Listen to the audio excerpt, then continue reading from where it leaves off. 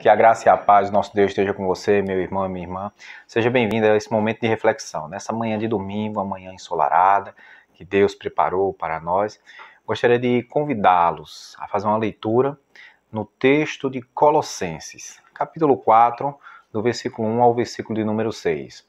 E o que nós temos, né? Na quarta-feira passada, nós refletimos na igreja também acerca do livro de Colossenses, logo no início do livro, né? Capítulo 3, do versículo 12, é um versículo muito importante. Então, como se trata de um livro curtinho, eu recomendo que você possa fazer a leitura de todo, não só do capítulo, mas de todo o livro, que eu tenho certeza que você vai encontrar algo bom para a sua vida. Então vamos lá para o texto de hoje, capítulo 4, do versículo 1 ao versículo 6, muito embora a gente vá refletir somente no primeiro versículo desse texto que nós estamos lendo, não melhor, no segundo versículo.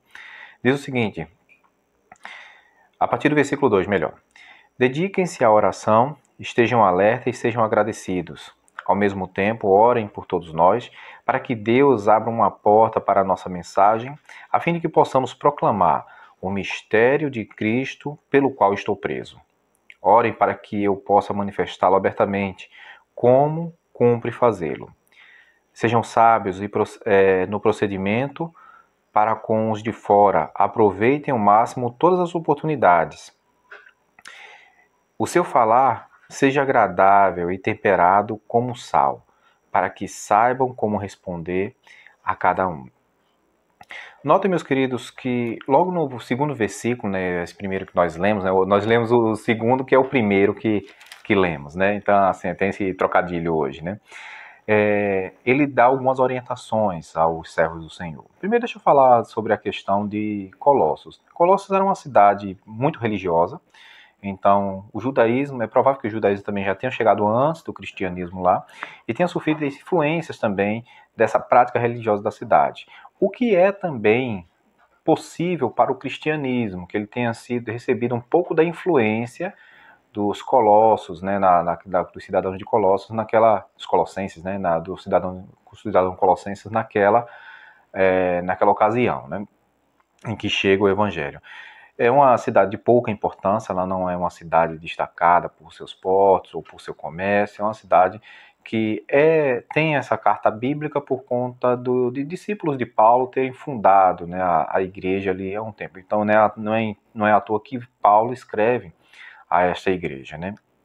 E aqui a gente vê no versículo 2, a primeira regra que a gente poderia dizer assim, que deve fazer parte da vida dos cristãos é dedicar-se à oração. A oração, meus queridos, ela nos aproxima de Deus. E quanto mais oração, a gente pode dizer que mais próximos do Senhor, né? Se você ora com piedade, se você ora com fé, se você ora realmente com os verdadeiros propósitos do Senhor em sua vida. E isso é uma matemática básica, né? Se você está perto do Senhor, quanto mais perto do Senhor, mais distante do mundo. Por isso, então, Paulo faz esse tipo de oração. E ele pede também que ore por ele, para que ele possa pregar o evangelho livremente, para que ele possa realmente dar ênfase a essa carreira da pregação, né? O segundo ponto desse versículo 2 diz o seguinte. Ele diz que devemos ser vigilantes. Perceba, meus queridos, que essa eu faço uma aplicação pessoal, até um pouco, talvez até a parte do que o propósito da carta bíblica, mas perceba o seguinte, quando nós procuramos ser pessoas boas, as pessoas de má índole, elas tentam tirar proveito. E aqui a gente precisa lembrar das palavras de Jesus, olha, vocês devem ser simples como a pomba e prudentes como a serpente. Evitar, meus queridos, que estejamos à mercê de pessoas que não têm boa fé, pessoas que não querem realmente fazer a vontade do Senhor, pessoas que tentam tirar proveito dos outros. O que mais a gente vê, principalmente num período como esse, a gente sabe que tem muitas pessoas que estão necessitadas, mas há pessoas que estão tirando proveito da boa fé daquelas pessoas que querem ajudar. Então, seja vigilante, seja atento para não cair em armadilha, seja atento para não cair em desgosto, se acabar querendo copiar o que eles fazem. Porque perceba o seguinte aqui, quando você lida com muitas pessoas maliciosas, o que algumas pessoas acabam pensando? Fala assim, eu devo ser também malicioso para não cair nas armadilhas deles. Não. Basta você ser vigilante, continue sendo uma boa pessoa, continue fazendo o bem, que sendo vigilante você vai conseguir evitar que essas pessoas estejam próximas a você. Você vai conseguir se livrar delas, né? Fala assim, livra-nos do laço do passarinheiro, né? E aí vamos para a terceira parte desse texto, é ser agradecido. Essa é uma lição que o povo de Israel ele precisava aprender há muito tempo.